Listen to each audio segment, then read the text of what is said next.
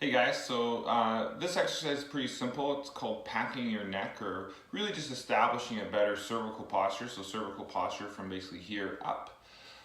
We see a lot of people with a forward head posture. We want to have a nice tall upright posture instead. So packing your neck really just means to bring your head back.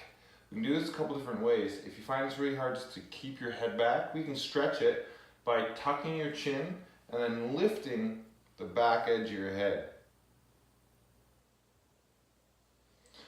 So again, we tuck the chin and then we think about going nice and tall with the head.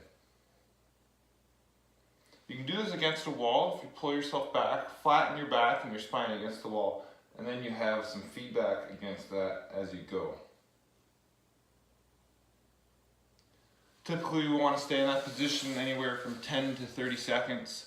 You can build tolerance to it. It can be very uncomfortable at first, but as you get better, you can build up towards a minute as you stay put. Okay, good luck, have fun.